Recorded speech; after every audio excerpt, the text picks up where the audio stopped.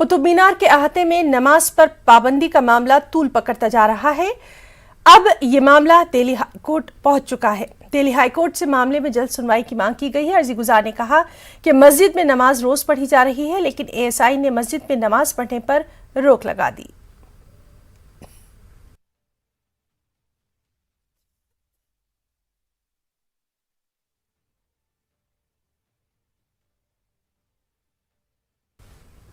National Herald case में मरकजी जांच एजेंसी इन्फोर्समेंट डायरेक्टरेट ने कांग्रेस लीडर राहुल गांधी को ताजा समन जारी किया है। जराये के मुताबिक ईडी ने उन्हें 13-14 जून को पेश होने को कहा है। कांग्रेस ने जुमेरात को कहा था कि पार्टी सदर सोनिया गांधी कोरोना से मुतासर हैं। हालांकि वो नेशनल हेराल्ड केस से मुतालिक मनी लॉन्ड्रिंग के इल्जामात की तहकीकात के सिलसिले में 8 जून को ईडी के सामने पेश होंगी।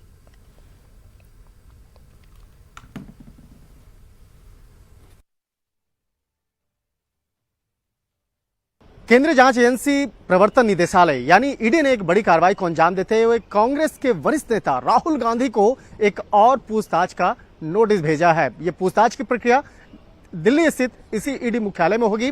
13 जून को राहुल गांधी को पूछताछ के लिए इस जगह बुलाया गया। हालांकि इस पहले भी एक नोटिस भेजा गया था और 2 जून को पूछताछ के लिए ईडी हेडक्वार्टर बुलाया गया था। और ये जो मामले की अगर बात करें तो ये मामला नेशनल हेराल्ड से जुड़ा हुआ मामला है। जिस तरह से नेशनल हेराल्ड मामले में केंद्रीय जांच एजेंसी सीबीआई ने मामला दर्ज किया था, उसके बाद साल 2014 में उसी मामले को आधार बनाते हुए बाद में ईडी ने उस केस को रजिस्टर्ड किया था। और जिस तरह से इस मामले में जैसे जैसे तफ्तीश का दायरा आगे बढ़ता गया, कई लोगों से पूछताछ हुई।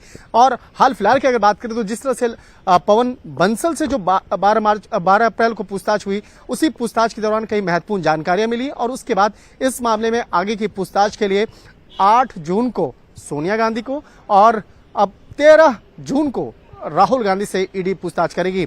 निश्चित तौर पर कहा जा सकता है कि इस मामले को लेकर राजनीतिक चर्चाएं शुरू हो गई है। लेकिन जिस तरह से राहुल गांधी की अगर बात करें तो हालांकि राहुल गांधी इस वक्त में भी विदेश में हैं और जिस तरह से बकायदा इस मामले को लेकर अब ईडी आगे की तफ्तीश कर रही है। देखना लाजमी होता है कि क्या 13 जून को भी पूछताछ की प्रक्रिया में राहुल गांधी शामिल हो पाएंगे या नहीं। वीडियो जर्नलिस्ट सोनू मंडल के साथ शंकर आनंद, न्यूज 18, ईडी मुख्यालय, दिल्ली। झारखंड हाईकोर्ट से रियासत के वज़ीर आला हेमंत सोरेन को झटका लगा है। हेमंत सोरेन के खिलाफ हाईकोर्ट में दायर बदउनवानी के मामले में समाअत करते हुए हाईकोर्ट ने झारखंड हुकूमत की दलील को मुस्तरद कर दिया और कहा कि ये पीआईएल काबिल समाअत है। अहम बात यह है कि हुकूमत ने सुप्रीम कोर्ट में पीआईएल के खिलाफ एसएलपी दायर की थी, जिसके बाद अदालत ने हाईकोर्ट को कई मिंटी बुलेटिन्स पर पीआईएल नंबर 727 और 4290 की समाअत करने का हुक्म दिया था। हाईकोर्ट ने आज फैसला दिया कि दोनों केस काबिल समाअत हैं। हाईकोर्ट का यह फैसला हेमंत सोरेन के लिए बड़ा झटका है। हाईकोर्ट के फैसले के बाद यह वाज़ेह हो गया कि सीएम हेमंत सोरेन के खिलाफ कंपनी और गैर कानूनी लीज पर पीआईएल दाखिल कर दी गई है और अब इस फैसले के बाद केस की मेरिट पर समाअत होगी।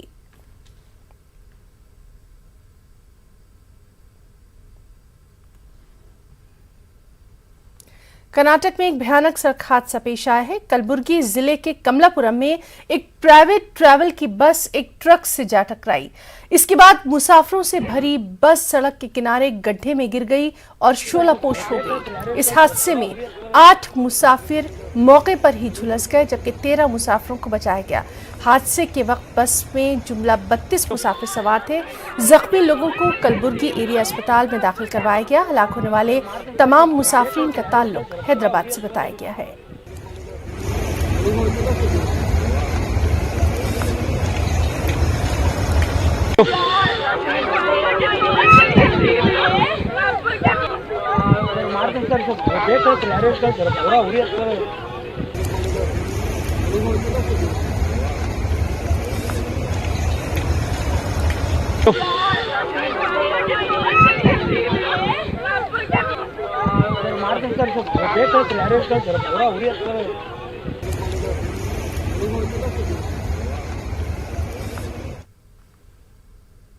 हैदराबाद के इलाके सनत नगर में वाक़े ईएसआई अस्पताल के डिस्पेंसरी गोदाम में अचानक आग भड़क उठी। इसकी वजह से गोदाम में मौजूद तमाम अद्वियात जलकर खाकस्तर हो गई। अस्पताल के अमले ने आतिशफुरू अमले को इत्तला दी। इसके बाद 3 फायर इंजन मौके पर पहुंचकर लंबी जद्दोजहद के बाद इस आग पर उन्होंने काबू पाया। आतिशबाजी की वजह का भी कोई पता नहीं चल पाया। लाखों रुपए मालियत की अशिया जलकर खाकस्तर हो गई है।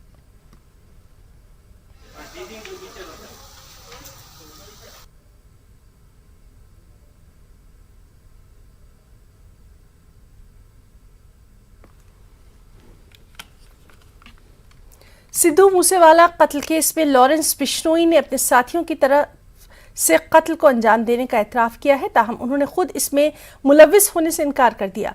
लॉरेंस बिश्नोई से पूछताछ के बाद दिल्ली पुलिस के स्पेशल सेल की टीम नेपाल पहुंची है। पुलिस को शक है कि तमाम शूटर कत्लेआम के बाद नेपाल फरार हो गए हैं। पंजाब के सीएम भगवंत मान ने सिद्धू मूसेवाला के अहले खाना से मुलाकात की। भगवंत मान की मूसेवाला के गांव में आमद को लेकर कशीदगी थी। दरअसल गांव के लोग सिद्धू मूसेवाला की सिक्योरिटी में कटौती पर आम आदमी पार्टी हुकूमत के खिलाफ सरापा एहतजाज थे। गांव वालों का इल्जाम है कि सिद्धू मूसेवाला को सिक्योरिटी में कटौती की वजह से कत्ल किया गया और वो इस कत्ल के लिए बराह रास्त पंजाब हुकूमत को ही जिम्मेदार करार दे रहे हैं। वाज़ेह है कि भगवंत मान की हुकूमत ने गुज़िश्ता हफ्ते सिद्धू मूसेवाला की सिक्योरिटी में कमी कर दी थी, जिसके एक दिन बाद उन्हें कत्ल कर दिया गया। वज़ीर-ए-आज़म नरेंद्र मोदी उत्तर प्रदेश के दौरे पर हैं। उत्तर प्रदेश में 80,000 करोड़ की सरमायाकारी के निशाने के साथ रियासती हुकूमत की यूपी इन्वेस्टर समिट का इनेकाद किया गया। इस प्रोग्राम में मुल्क भर से 1400 से ज्यादा कंपनीज ने शिरकत की। इस मौके पर बड़ी कंपनियों ने यूपी में बड़े पैमाने पर सरमायाकारी का ऐलान कर दिया है। यूपी इन्वेस्टर समिट की संग बुनियाद तकरीब में पीएम मोदी ने कहा कि मैं सरमायाकारों का शुक्रिया अदा करता हूं क्योंकि उन्होंने उत्तर प्रदेश के नौजवानों की ताकत पर भरोसा किया। उत्तर प्रदेश के नौजवानों में आपके ख्वाबों और अज़्म को नई बुलंदियों, नई परवाज देने की सलाहियत है। पीएम ने कहा कि सिर्फ हमारे जमहूरी हिंदुस्तान में ही काबिल एतमाद साथी मिलने की ताकत है जिसकी दुनिया आज तलाश कर रही है। पीएम ने कहा कि 21वीं सदी में सिर्फ यूपी ही हिंदुस्तान की तरक्की के सफर को आगे ले जाएगा। ऐसी रियासत की तरक्की को कौन रोक सकता है जिसे गंगा जमुना जैसी नदियां नसीब हो। अपने निरंतर सबसे पहले तो मैं उत्तर प्रदेश के सांसद के नाते, काशी के सांसद के नाते निवेशकों का स्वागत करता हूं और निवेशकों का मैं इसलिए धन्यवाद करता हूं कि उन्होंने उत्तर प्रदेश की युवा शक्ति पे भरोसा किया है। उत्तर प्रदेश की युवा शक्ति में वो सामर्थ्य है कि आपके सपनों और संकल्पों को नई उड़ान, नई ऊंचाई देने का सामर्थ्य उत्तर प्रदेश के नौजवानों में है। और आप जिस संकल्प को लेकर के आए हैं, उत्तर प्रदेश के नौजवानों का परिश्रम, उनका पुरुषार्थ, उनका सामर्थ्य, उनकी समझ, उनका समर्पण आपके सभी सपने, संकल्पों को सिद्ध करके रहेगा, ये मैं आपको विश्वास दिलाता हूं। साथियों, यूपी में 80,000 करोड़ रुपए से ज्यादा के निवेश से संबंधित समझौते यहां हुए हैं। ये रिकॉर्ड निवेश यूपी में रोजगार के हजारों नए अवसर बनाएगा। ये भारत के साथ ही उत्तर प्रदेश की ग्रोथ स्टोरी पर बढ़ते विश्वास को दिखाता है। मुल्क में कोरोना मामलों में एक बार फिर से इजाफा देखने को मिल रहा है। आज 4,000 से ज्यादा कोरोना के मरीज पाए गए हैं। वहीं 2,363 अफराद कोरोना से सेहतयाब हुए हैं, जबकि कोरोना की वजह से 24 घंटों में 10 अफराद की मौत हुई है। मुल्क में एक्टिव मामलों की कुल तादाद 21,177 है।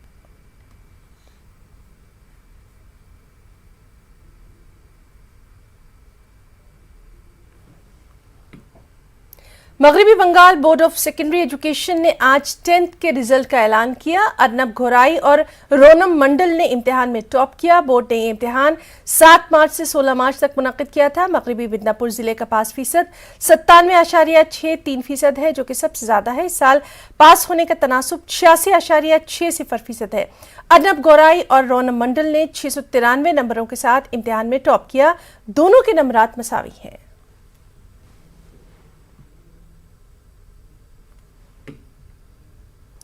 खबर हैदराबाद से, जहां के इलाके जुबली हिल्स में एक नाबालिग लड़की की इज्तिमाई इस्मत रेजी का वाकया देर से मंजर आम पर आया। पुलिस ने मुतासर लड़की के वालिद की शिकायत पर यह केस दर्ज किया है। 28 मई को एमनीशिया पब के करीब इज्तिमाई इस्मत रेजी का यह वाकया पेश आया था। पुलिस ने पॉक्सो एक्ट के तहत केस दर्ज करते हुए कार को जब्त कर लिया है।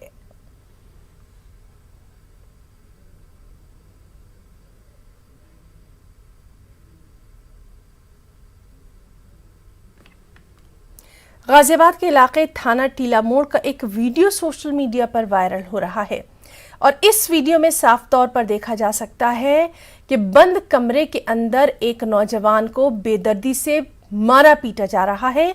दरअसल चोरी के शक में इन नौजवानों को ज़दकूब किया जा रहा है। इस बीच नाजेबा अल्फाज भी इस्तेमाल किए जा रहे हैं। सीओ बॉर्डर अंशु जैन ने बताया कि वीडियो सोशल मीडिया पर वायरल हो रहा था, जिसका नोटिस लिया गया है।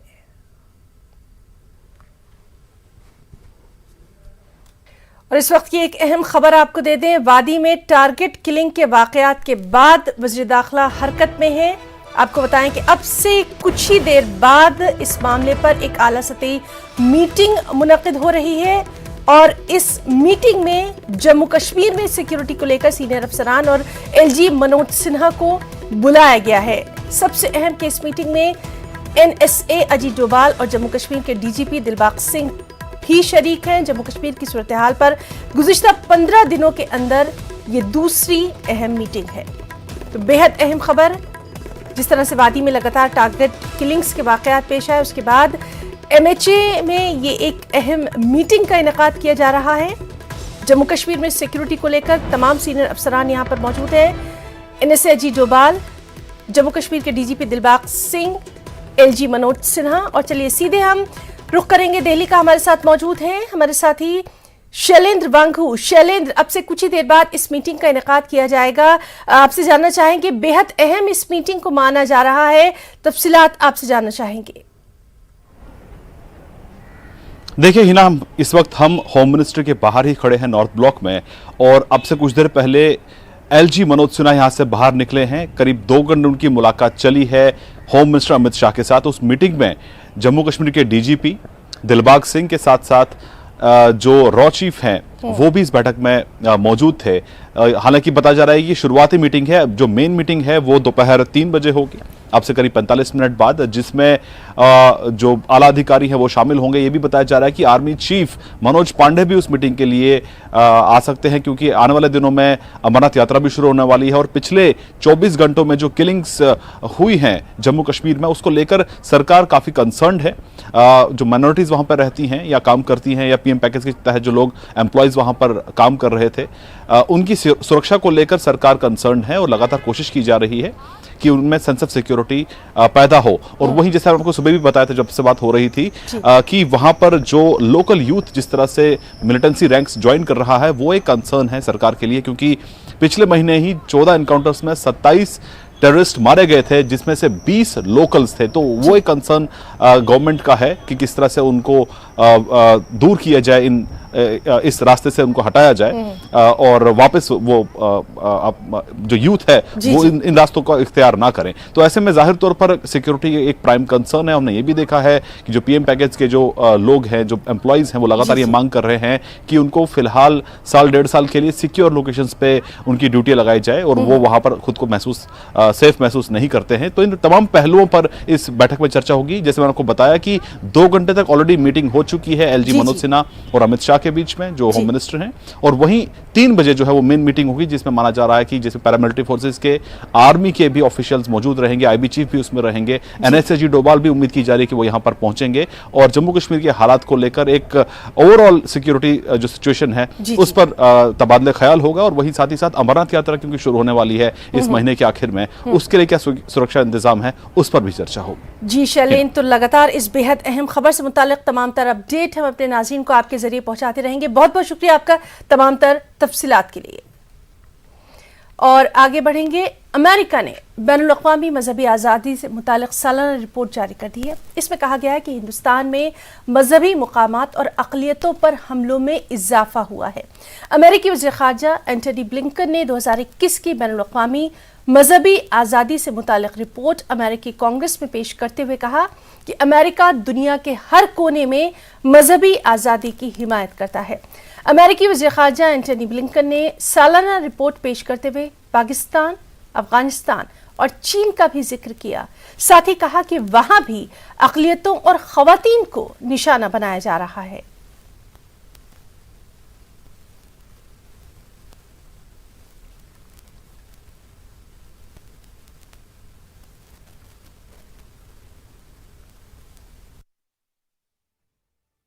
You see, it is been a standard practice of US in particular and Western countries in general to raise human rights issues off and on with India to use as a pressure tactic for achieving their foreign policy goals. If you were to see, most of these countries themselves are violative of very many fundamental rights. So when India says that they have no locus standi, or for that matter, they are just twisting the facts. Jammu Kashmir में वाक़ बडगाम के इलाके मागरीपुरा चाडूरा में 2 मजदूरों को गोली मारकर जख्मी कर दिया गया। मजदूरों में से एक की शिनाख्त दिलखुश कुमार साकिना अरनिया बिहार के तौर पर की गई, जो कि बाद में SMHS अस्पताल श्रीनगर में जख्मों की ताब नहलाकर चल बसा।